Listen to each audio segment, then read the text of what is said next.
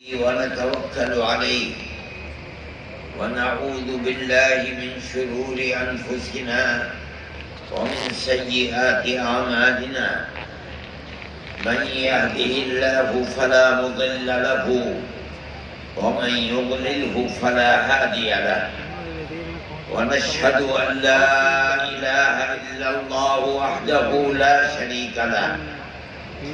ونشهد أن سيدنا ومولانا محمدا عبده ورسوله. اما بعد، علماء کرام، شہر کی مقتدر شخصیتیں، اس جلسے میں شریک ہونے والے، خاص طور پر صوبہ مہاراشٹر کے جمعیت کے ورکرز اور دور دراز سے آئے ہوئے جمعیت علماء کی جنرل باڈی کے ممبران، جمعیت علماء کی جنرل باڈی کا اجلاس 2 دن سے چل رہا تھا. ملک کے مختلف حالات، عالم عرب کے حالات، یوکرین کے جنگ کے اندر پیدا ہونے والی صورت، ان تمام چیزوں کے اوپر سیر حاصل، بحث کی گئی، تجاویز کو پاس کیا گیا. جمعیت علماء ہند کوئی سیاسی پارٹی نہیں ہے. ملک کے اندر کرسی اقتدار پر کون آ کر بیٹھا اور کس کو اقتدار کی کرسی سے اٹھا کر باہر کر دیا گیا، جمعیت علماء ہند کو اس سے کوئی تعلق نہیں ہوتا. نہ ہم خود الیکشن لڑتے ہیں اور نہ الیکشن لڑنے والوں کے لیے پرچار کرتے ہیں. لیکن ملک ہمارا ہے.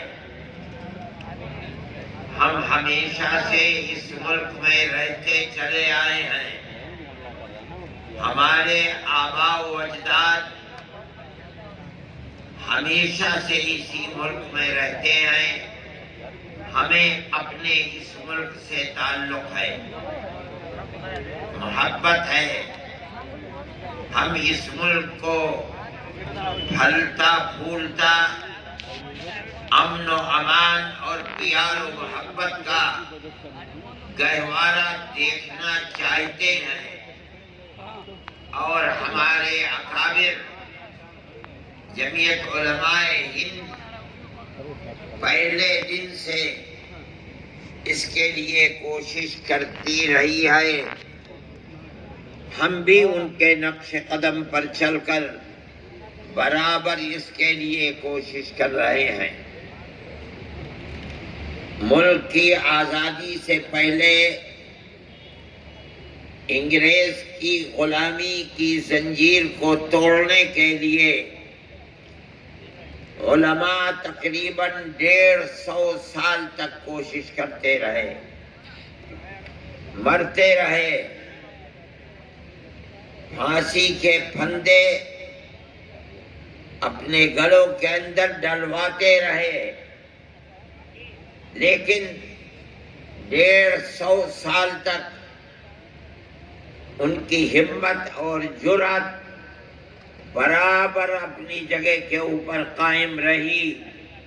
ایک کے بعد دوسرا، دوسرے کے بعد تیسرا، تیسرے کے بعد چوتھا، برابر معرکہ قائم کرتے رہے، میدان میں لڑتے رہے، مرتے رہے، مارتے رہے. برادران وطن کو ساتھ لیا. جب بالکل ابتدا میں 1803 سے علماء نے مدرسوں کو چھوڑ کر میدان میں آ کر انگریز کے حکومت ایسٹ انڈیا کمپنی کی مخالفت کی تھی، وہ دور بہت سخت دور تھا۔ تنہا میدان کے اندر صرف اور صرف علماء تھے جنہوں نے اعلان کیا کہ انگریز کی غلامی حرام ہے۔ لیکن سن 1831 میں جب بالا کوٹ کے میدان میں شکست کا سامنا ہوا تو انہوں نے برادران وطن کو ساتھ لیا، ان کے اندر ملک کو آزاد کرانے کا شعور پیدا کیا، یہاں تک کہ 1857 کا معرکہ ہوا جس میں ہندو اور مسلمان دونوں شریک تھے، وہاں بھی شکست ہوئی۔ پھر 1880 سے لے کر 85 تک کانگریس کا وجود ہوا۔ حضرت گنگوہی رحمت اللہ علیہ سے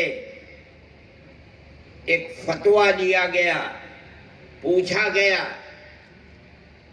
کہ غیر مسلموں کی ایک جماعت قائم ہوئی ہے کانگریس، مسلمان جو تقریباً 80 سال سے ملک کی آزادی کے لیے قربانی دے رہے ہیں، کیا مسلمانوں کو ہندوؤں کے ساتھ اشتراک کر کے ملک کی آزادی کے لیے ان کو ساتھ لیا جائے اور اس میں شرکت کی جائے؟ حضرت گنگوہی رحمت اللہ علیہ کا فتویٰ آج بھی موجود ہے۔ انہوں نے فرمایا کہ اگر دین اور شریعت کی کوئی مخالفت نہیں ہوتی تو مسلمان کا ہندوؤں کے ساتھ اشتراک عمل جائز ہے۔ چنانچہ کانگریس میں داخل ہوئے۔ کانگریس کا بنیادی مقصد اس وقت صرف یہ تھا کہ 1831 اور 1857 میں جو 2 جنگیں ہو گئی ہیں انگریزی حکومت کے ساتھ، اور جو انگریزی حکومت ملکہ برطانیہ سے لے کر یہاں تک جو ہندوستانیوں کے خلاف ایک ذہن بن گیا ہے، اس ذہن کو بدلا جائے۔ ملک کی آزادی ان کے سامنے نہیں تھی۔ آپ اگر تاریخ کو پڑھیں گے، سن 85 اور 83 کے اندر جو بات کانگریس کے جلسوں میں کہی گئی ہے وہ ملک کی آزادی کی نہیں ہے، بلکہ وہ صرف اتنی بات ہے کہ ہمارے اور ملکہ برطانیہ کی حکومت کے درمیان میں جو غلط فہمیاں پیدا ہو گئی ہیں ہم ان کو دور کرنا چاہتے ہیں۔ لیکن کانگریس کو اس نقطۂ نظر پر لا کر جمع کرنا کہ نہیں، ملک کی آزادی کے لیے کام کرنا چاہیے، یہ صرف ان مسلمانوں کا کام ہے جو حضرت گنگوہی رحمت اللہ علیہ کے فتوے کی بنیاد پر کانگریس میں گھسے اور کانگریس کے نقطۂ نظر کو تبدیل کر دیا۔ برابر یہ چیز چلتی رہی اور جمعیت علماء اپنا کام کانگریس کے اندر گھس کر کرتی رہی۔ یہ علماء کا کردار ہے اس ملک کی آزادی کے لیے، لیکن کوئی پلیٹ فارم علماء کا ایسا نہیں تھا کہ جس کے اوپر دوڑا جائے، یہاں تک کہ حضرت شیخ الہند رحمت اللہ علیہ جو آزادی وطن کے لیے انگریز کی مخالفت کی آگ ان کے سینے کے اندر تھی، انہوں نے پروگرام بنایا کہ ہم شمالی ہندوستان سے آزاد قبائل سے اپنی جماعت کو متحد کر کے وہاں سے انگریز کے خلاف جنگ کریں گے، اور وہاں قریب افغانستان تھا جو آزاد ملک تھا، ہم اس کی مدد لیں گے، اور ترکی کی خلافت اسلامیہ تھی، اس سے ہم مدد لیں گے۔ ایک مدرسے کا آدمی ایسا پروگرام بنا کر ملک کی آزادی کے لیے کام کرے، یہ بڑی عجیب و غریب چیز تھی۔ کوئی پلیٹ فارم نہیں تھا، تنہا ایک آدمی اپنے ہزاروں شاگردوں کے ساتھ ملک کے باہر رہ کر کے اپنے ملک کی آزادی کے لیے کام کرے، یہ بڑی عجیب و غریب چیز تھی۔ انگریز غافل نہیں تھا، مولانا نے اس کے لیے سفر کیا۔ سعودی عرب اب بن گیا، اس وقت سعودی عرب نہیں تھا، حجاز مقدس گئے، ترکی حکومت سے مدد کی بات کی، لیکن وہیں ان کو گرفتار کر لیا گیا اور مالٹا کی جیل میں اپنے 4 ساتھیوں کے ساتھ بھیجا گیا۔ وہاں تقریباً 4.25 سال جیل میں رہے۔ جب آنے کی بات شہرت میں آئی کہ اب وہ قید بامشقت ختم ہونے والی ہے، ان کے اشارے سے ہندوستان کے اندر ابھی وہ جیل میں تھے۔ سن 1919 کے اندر جمعیت علماء کی بنیاد رکھی گئی، ابھی تک آئے نہیں تھے۔ سن 1920 میں حضرت تشریف لائے اور یہاں آ کر کے وہ فوراً اس پلیٹ فارم کے اوپر دوڑنے لگے۔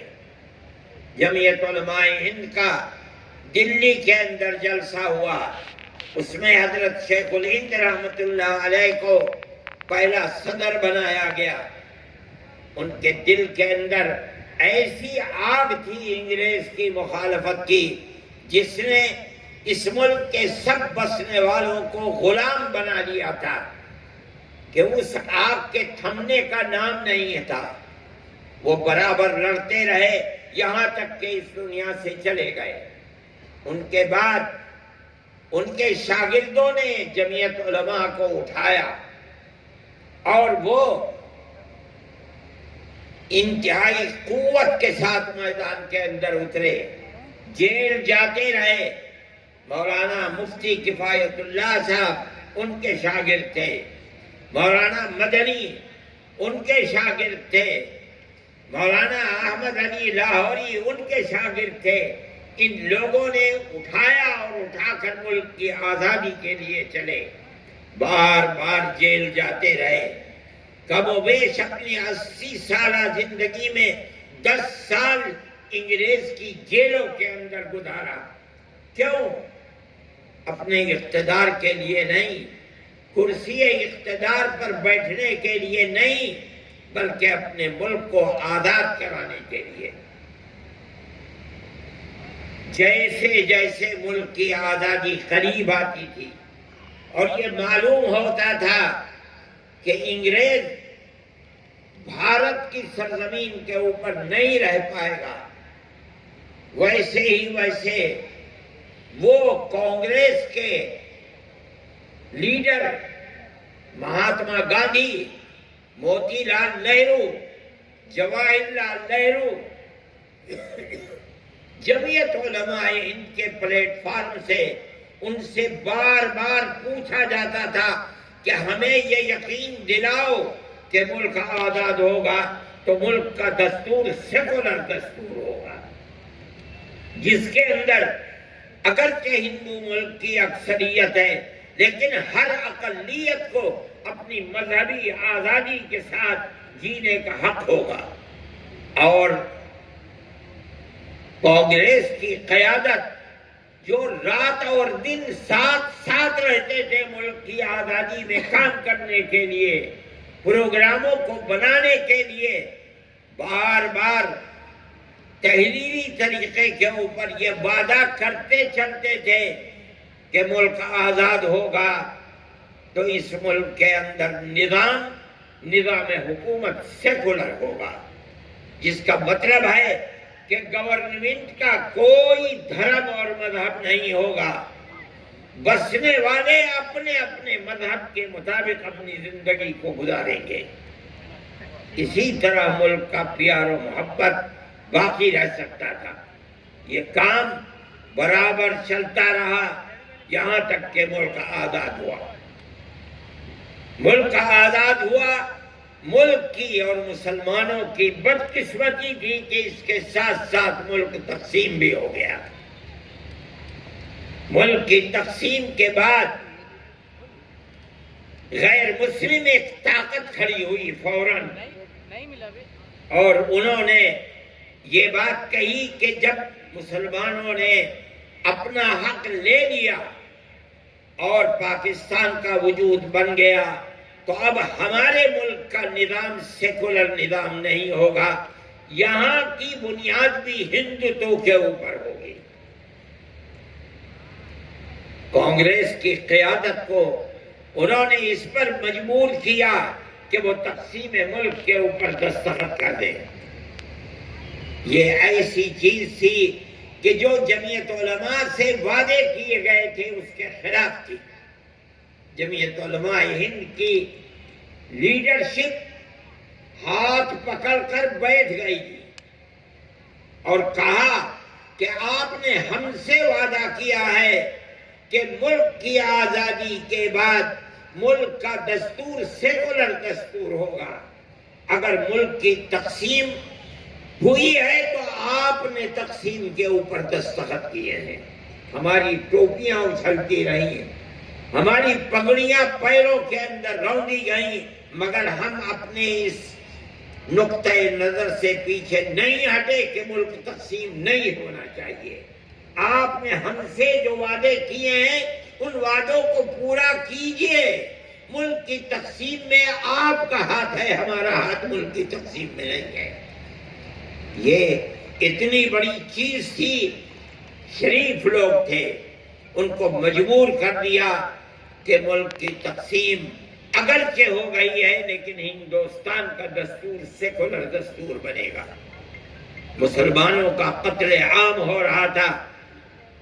سب سے پہلی چیز جس نے ملک کو نقصان پہنچایا ہے اور فرقہ پرستی کی لعنت بڑھی ہے وہ گاندھی جی کا قتل تھا۔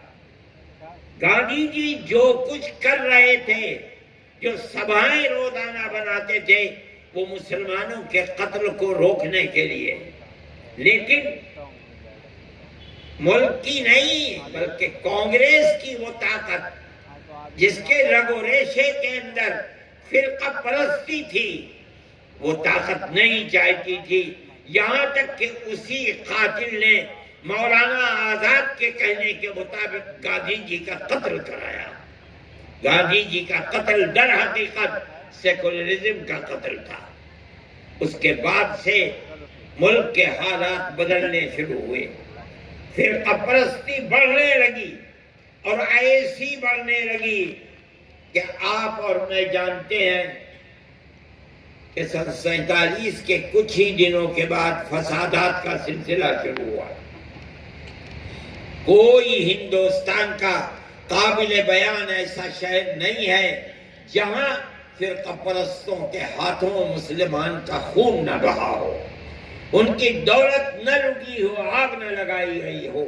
یہ سب کیا ہو رہا تھا؟ فرقہ پرستی تھی، فرقہ پرستی کا جنون تھا، کانگریس کی حکومتیں تھیں۔ ہم کہا کرتے تھے، جمعیت علماء کہتی تھی کہ اس فرقہ پرستی کے آگ کو بجھاؤ، اگر نہیں بجھاؤ گے تو کسی دن یہ تم کو بھی جلا ڈالے گی۔ ہماری اس بات کو قبول نہیں کیا جاتا تھا۔ جمعیت علماء نے تحریکیں چلائی، جیل بھرو تحریک چلائی۔ کیوں چلائی؟ تاکہ ملک سیکولر ملک رہے اور یہاں سیکولرزم باقی رہے، اگر نہ رہے گا تو یہ ملک تباہ ہو جائے گا۔ ہماری اس بات کو نہیں سنا گیا۔ کانگریس کی پالیسی لچکدار پالیسی رہی۔ ہم کہتے تھے کہ نکیل ڈالو، مگر نکیل نہیں ڈالی گئی، فرقہ پرستی بڑھتی رہی۔ ہم کہتے تھے کہ آج ہمارا خون پی رہے ہیں، کل کو تمہارا بھی خون پیئیں گے، ہماری اس بات کو قبول نہیں کیا گیا۔ نتیجہ یہ آیا کہ ملک میں کانگریس کا اقتدار ختم ہو گیا، اسی لچکدار پالیسی کی بنیاد پر۔ ملک کا کیا حال ہے؟ 8-10 سال ہیں، ملک کی تاریخ نہیں تھی کہ کبھی ہندو مسلم تفریق کی بنیاد پر الیکشن لڑا گیا ہو، مگر آج الیکشن اول سے لے کر آخر تک صرف مسلمان سے نفرت نفرت نفرت کی بنیاد پر لڑا جا رہا ہے۔ کیا ہوا کرناٹک کے الیکشن کے اندر؟ ہر آدمی نہیں، میں کہتا ہوں ملک کا اقتدار اعلیٰ اوپر سے لے کر نیچے تک اپنی تقریروں کے اندر کہتا ہے کہ ہمیں مسلمان کے ووٹ کی ضرورت نہیں ہے، ہم مسلمانوں کے مذہبی پرسنل لا کو بدل کر کے یکساں سول کوڈ کو لائیں گے۔ کہتے ہیں کہ ہم نے مسلمان کے ریزرویشن کو ختم کیا ہے، ہم مسلمان کو ریزرویشن نہیں دیں گے۔ علل اعلان یہ تقریریں ہوتی رہی، دنیا نے سنا، ہم انگشت بدندہ تھے کہ اللہ کیا ہو رہا ہے۔ ہمارے بزرگوں نے جس ملک کے لیے اپنی جانوں کو قربان کیا ہے، پھانسیوں کے پھندے کے اوپر گئے ہیں، مگر اپنے اسٹینڈ سے ایک قدم پیچھے نہیں ہوئے۔ آج اسی ملک کے اندر مسلمان کو جینے کا حق نہیں دیا جا رہا ہے۔ ہم نے یہ سب کچھ دیکھا، خاموش رہے۔ کانگریس اقتدار میں نہیں ہے، مگر گاندھی فیملی آگے بڑھی۔ 2 ہی بھائی بہن، انہوں نے جن چیزوں کو اپنے مینیفیسٹو کے اندر داخل کیا، آپ غور کریں کہ ہم سے وعدے کیے گئے کہ ہم فرقہ پرست اور فساد پرور عناصر کی جماعت کے اوپر قدغن لگائیں گے، بند کریں گے اس کو۔ بجرنگ دل کے اوپر ہم قدغن لگائیں گے۔ اگر یہ تاریخ گواہ ہے اس بات کی کہ اگر یہ اسٹینڈ انہوں نے آج سے 70 سال پہلے ہندوستان کے اندر لے لیا ہوتا، اقتدار ان کے ہاتھ سے نہ جاتا، ملک برباد نہ ہوتا، تباہی نہ آتی، فقر و تنگ دستی کا بول بالا نہ ہوتا، ملک کے اندر اقتدار ان کا ہوتا جو ملک میں ہر طبقے کو چین و سکون کے ساتھ زندہ رہنے کا موقع دیتے ہیں۔ اگر ایسا نہیں ہوا، آج آ کر کے انہوں نے یہ کہا کہ ہم فرقہ پرست پارٹیوں کے اوپر قدغن لگائیں گے، بند کریں گے اور ملک کے اندر بھائی چارگی کو لے کر بڑھیں گے۔ ایک شور مچ رہا تھا کہ کانگریس نے الیکشن کے اندر اپنے مینیفیسٹو کو اندر اس کو داخل کیا کہ ہم بجرنگ دل پر پابندی لگائیں گے۔ غلطی کی، میں سمجھتا تھا کہ غلطی نہیں ہے، بلکہ اپنی غلطی کا تدارک ہے۔ جو 70 سال پہلے سے غلطی تھی، آج اس غلطی کا تدارک کیا جا رہا ہے۔ میں سمجھتا ہوں کہ وہ موقف ٹھیک تھا، اور میں سمجھتا نہیں ہوں بلکہ ہندو اور مسلمانوں نے مل کر اس موقف کی تائید کی ہے۔ ہمیں اس کا افسوس ہے کہ جمعیت علماء ہر قدم کے اوپر کانگریس سے کہتی تھی کہ بابا پیچھے ہٹو، فرقہ پرستی کو لگام لگاؤ۔ فرقہ پرستی جس طرح مسلمان کو برباد کر رہی ہے، اقلیتوں کو تباہ کر رہی ہے، اقلیتوں کی حفاظت کرو۔ نہیں مانتے تھے، کوئی جواب نہیں دیتے تھے۔ ہم نے جیل بھرو تحریک چلائی، ایک دفعے تو چلا دی، دوبارہ پھر چلانی چاہیے۔ سارے ملک سے لوگ دلی میں جمع ہو گئے جمعیت علماء کی دعوت پر۔ اگلے دن سے ہمیں باہر نکلنا تھا۔ جنرل شاہ نواز مرحوم سادے کاغذ پر اندرا جی کے دستخط کرا کے لائے اور یہ کہا ان لوگوں کے درمیان میں جو اگلے دن جیل جانے والے تھے کہ اندرا جی نے مجھے یہ دستخط کر کے بھیجا ہے، اور یہ کہا ہے کہ جمعیت علماء اور کانگریس کا چولی دامن کا ساتھ ملک کی آزادی میں رہا ہے۔ آج جمعیت علماء کانگریس کے خلاف کھڑی ہو جائے، اس سے زیادہ خراب کوئی چیز نہیں ہے۔ میں دستخط کر کے بھیجتی ہوں، آپ کا جو مطالبہ ہو، آپ کو مطالبہ لکھتے ہیں وہ منظور ہے۔ میں اس مجلس میں شریک تھا، مسجد کے اندر جہاں جنرل شاہ نواز کی تقریر ہو رہی تھی۔ جمعیت علماء نے اپنے مطالبات لکھے، دیے، سب کچھ ہوا، لیکن ملک کی فرقہ پرستی اتنی طاقتور ہے کہ ان مطالبات کے اوپر فرقہ پرستوں پر لگام نہیں لگائی جا سکی۔ میرے بھائی، جمعیت علماء برابر لڑتی رہی، ہم آج بھی لڑ رہے ہیں۔ میں کانگریس کی حکومت ہے، میں راہل کے پاس گیا اور میں نے کہا کہ ملک میں کیا ہو رہا ہے۔ مسلمان بچے اور جوان جو پڑھنے والے ہیں، کالجوں کے اندر پڑھ رہے ہیں، ان کو پکڑ پکڑ کر ملک دروہی بنا کر کے، غدار بنا کر کے جیلوں کے اندر بند کیا جا رہا ہے۔ اور آپ کھڑے ہوئے دیکھ رہے ہیں، کل کو کیا آپ کو میدان میں جا کر کے مسلمان سے ووٹ نہیں لینا ہے؟ کیا ہوگا؟ 10 سال 15